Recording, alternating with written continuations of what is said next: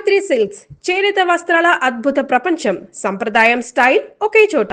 తర్వాత మీరు ఒకసారి సరెండర్ అయ్యి పార్టీలోకి వెళ్ళి మళ్ళీ బయటకు వచ్చారు కదా, పోలీసు మీ మీద అలాగా విజిలెన్స్ ఉంటుంది, పట్టుకున్నారు అప్పుడు నన్ను పట్టుకున్నారు. ఏం చేశారు? అరెస్ట్ చేశారా? అరెస్ట్ ఏం చేయలేదు, నేనే అరెస్ట్ సరెండర్ అయినా. అప్పుడున్న టీడీపీ గవర్నమెంట్ మన మాజీ ఎమ్మెల్యే నగేష్ గారు ఉండే. అంటే రెండోసారి సరెండర్ అయ్యారా? రెండోసారి సరెండర్ నాటుగా మళ్ళీ ఫైరింగ్ చేసాం కదా సార్. అవును, ఫైరింగ్ చేసాం కదా 3 గంటల సేపు. సరెండర్లో డబ్బులు ఎంత వచ్చాయి? నాకు డబ్బులు ఏమి ఇవ్వలేదు, కాకపోతే అప్పటికి నేను ఏది లోన్ తీసుకోలేదు. అప్పటికి కూడా అప్పుడు కూడా తీసుకోలేదు, ఇస్తాంటే కూడా నేను తీసుకుంటలేను. రామనారాయణ గారి దగ్గర సరెండర్ అయ్యారు. అవును. తర్వాత రెండోసారి ఎవరి దగ్గర అయ్యారు? Ravindra Reddy sir, DSP. అయితే ఫైరింగ్ జరిగింది కదా, నగేష్ గారు తీసుకొని వచ్చినాక మాట్లాడితే హై అక్కడ వద్దు అవసరం లేదు అని చెప్తాను రవీంద్రెడ్డి సార్. ఎట్లా అని అప్పుడు టీడీపీలో బాగుండే నగేష్ గారు. ఇక తప్పని పరిస్థితిలో ఉండి తీసుకొచ్చి అప్పచెప్తాను. నన్ను చూసేందుకు మద్దిపాటి సారు, తర్వాత రవీంద్రెడ్డి సార్ ఇద్దరు వచ్చారు. ఒక నువ్వులు గట్టిగా రే ఇప్పట్లో శంకర్ మాకు జస్ట్ మిస్ అయినవరా, ఎన్నిసార్లు మిస్ అయినవరా, మమ్మల్ని ఇబ్బంది పెడతావరా నువ్వు అని తిట్టిరు. తర్వాత నేను చేయలేదు సార్, జరిగింది ఇట్లా సంగతి సార్ అని చెప్పుకున్నా. సరే అలాగే నన్ను ఏమి ఇబ్బంది పెట్టలే. తర్వాత వాల్యూమ్ చేసి తర్వాత వీనితో వచ్చి అనంతరం బతుండు, నువ్వు ఎందుకు డిస్టర్బ్ చేయాలి, డిస్టర్బ్ చేసి ఇట్లా జరుగుతున్నాయి, మళ్ళీ డిస్టర్బ్ చేయొద్దు అనేసి నువ్వు ఎట్లా ఉంటావో ఉండరా, నీ బతుకు నువ్వు బతుకు, కానీ నష్టం చేయకు, ఎక్కడ అటువైపు పోకు, మంచిగా బతుకు అని సపోర్ట్ చేశారు. మా నేను తర్వాత పాప పుట్టింది, మా చదువులకు వాటికి నాకు తినడానికి తిండి లేదు, నాకు ఉపాధి లేదు. అప్పుడు నాకు గవర్నమెంట్ పునరావాసం కింద ఆటో కొనిచ్చింది, steering auto. Srinivas Naidu sir Oligonda SI, ఆయన సరెండర్ అయినటువంటి దాదాపు ఒక 100 మందికి Maddipati sir, Ravindra Reddy sir, Srinivas Naidu sir వీళ్ళందరూ ఉండి మాకు లోన్లకు సపోర్ట్ చేయించారు. తిరిగి బ్యాంకుల దగ్గరికి పోయి ఎస్పీ గారు ఆఫీస్కి వచ్చి దగ్గరుండి అన్నీ చేయించాము. అందరికీ ఒకటేసారి పెద్ద మేళ పెట్టారు. ఆ ఆధ్వర్యంలో మాకు అందరికి పనిచేస్తారు. అంటే అప్పటి నుంచి వాళ్ళు చెప్పినట్లుగానే ఉన్నారు మీరు? వాళ్ళు చెప్పినట్టుగా ఏం లేదు సార్, అప్పుడు మటుకు వాళ్ళు సపోర్ట్ మాకు ఇచ్చారు. రైట్. కానీ మాజీ నక్సలైట్ చాలామంది కాదు, మరి చాలా అని పదం కాదు, కొంతమంది సెటిల్మెంట్లు చేసుకుంటూ ఉన్నారు కదా, మరి మీరు ఆ బాటలోకి వెళ్ళకుండా ఏం చేశారు? ఇప్పుడు సార్ ఎవరి ఇష్టం వాళ్ళది. మేము అందులోకి అన్ని 16 సంవత్సరాల్లో పనిచేసినాం. ఎందుకోసం చేసినాం? మార్పు కోసం, ప్రజల కోసం ఉన్నాం. మేము వచ్చి అటెంప్ట్ చేస్తే మాకు దానికి తేడా ఉంటుంది సార్. మేము అట్లా ఎన్నుకోలేదు. మామూలు ప్రజలు ఎట్లా బతుకుతారో అట్లా బతకాలనుకుంటే సాధారణ జీవితం గడిపారు. అంతే. ఏ విధంగా చేసేవారు? ఆటో నడుపుకుంటూనే ఉన్నాం, షేరింగ్ ఆటో నడుపుకుంటూ ఉన్నాం, దాని మీద జీవనం గడిపినాం, చేసినాం. కానీ ఆ టైంలో మీకు నయం ఎదురుపడలేదా? బయటకు వచ్చాడు కదా, పడ్డాడు. ఏమంటాడు? నువ్వు పార్టీ ప్రతి మూమెంట్ మాకు సపోర్ట్ చేయాలి, రావాలి అన్న. నా దగ్గర ఏముంది అన్న, నేను దూరమే ఎక్కువ అయిపోయింది, నేను ఆటో నడుపుకుంటున్నాను, నాకు పార్టీతో సంబంధం లేదు అని చెప్పేసినాను.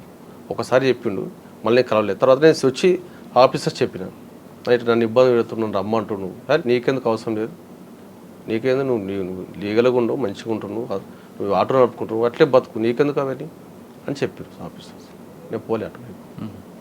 ఇంకా అప్పటి నుంచి మీరు వ్యాపారం లేదు, మీ ఆటో మీరు అంతే. కానీ రియల్ ఎస్టేట్ వ్యాపారం ఎప్పుడు మారారు? రియల్ ఎస్టేట్ వ్యాపారం అంటే పెద్దగా నేను డబ్బులు పెట్టి కొనేది ఏం కాదు సార్. ఎవరికైనా ప్లాట్ కావాలంటే ఇప్పిస్తాను, కమిషన్ బేస్, వచ్చే కమిషన్ మీద బతుకుతున్నా జీవనం అంతే. ప్రస్తుతం ఎలాగ నడుస్తుంది ఇది? ఏం లేదు సార్, ఉపాధి ఏం లేదు. అందరికి నా లెక్క చాలామంది మాజీ నక్సలైట్లు జిల్లాలో కాదు రాష్ట్రంలో చాలామంది ఉన్నారు. కానీ చాలామంది మాజీ నక్సలైట్లు ఒకప్పుడు ప్రజల కోసం, వ్యవస్థ మార్పు కోసం వెళ్ళారు, తిరిగి బయటకు వచ్చారు, కొన్ని కారణాలు ఏదో ఉండవచ్చు. కానీ ఇక్కడ పరిస్థితులు చూసి ఆర్థికంగా చిదిగిపోయి అప్పులు పాలైపోయి ఆత్మహత్యలు చేసుకుంటున్నారు చాలామంది. అవును సార్. అటువంటి వాళ్ళకి మీరు ఇచ్చే మెసేజ్ ఏంటి చెప్పండి సార్? ఎవరైతే ఆర్థికంగా ఇబ్బంది పడుకుంటూ ఆత్మహత్యలు చేసుకున్న కుటుంబాలు చాలామంది రోడ్డు మీద పడ్డ కుటుంబాలకు ఈరోజు గవర్నమెంటు ఆఫీసర్స్ మాకు భరోసా ఇవ్వాలి. ఈ మధ్యకాలంలో టెక్ మదన్న నయా భరోసా అనే ప్రోగ్రాం తీసుకుండు, మంచిది సార్. ఎందుకంటే మాజీలు అనేటోళ్ళు వచ్చి సరెండర్ అయ్యి వాళ్ళు ఎంతో కొంత సెటిల్ అయిన వాళ్ళు కొంతమంది ఉన్నారు, కొంతమంది కాలేదు. వాళ్ళు కూడా ఇతరుతో ఎందుకు, ఆ కుటుంబంతో నాకు ఎందుకు, నాకు నేను మంచిగా ఉన్నా కదా అనుకొని చాలామంది బయటికి రాలేదు. ఆ మదన్న టెక్ మదన్న మంచి ప్రోగ్రామ్ తీసుకుంటాం. దాదాపు ఒక 100 నుంచి ఒక ఏరియాలో రెండు కంపెనీలు పెడదామంటాం. 1 ఎకరం స్థలం ఇవ్వాలి, కంపెనీ పెట్టుకుంటాం. వాళ్ళందరికీ భరోసా. దీంట్లో ఎవరు ఓనర్ కాదు, ఎవరు వర్కర్ కాదు, అందరూ సమానం. నువ్వు చేసుకుంటా, నీకు ఇంత చేసుకుని కష్టపడితే నీకు అంత ఫలితం వస్తుంది. సమిష్టిగా వచ్చిన పెట్టుబడిలో లాభం కూడా అందరికి సమానం వస్తుంది. మంచి ప్రోగ్రామ్ కదా సార్ అది. అసొంటులకు మేము ముందుండి చేయాలనుకుంటున్నాం.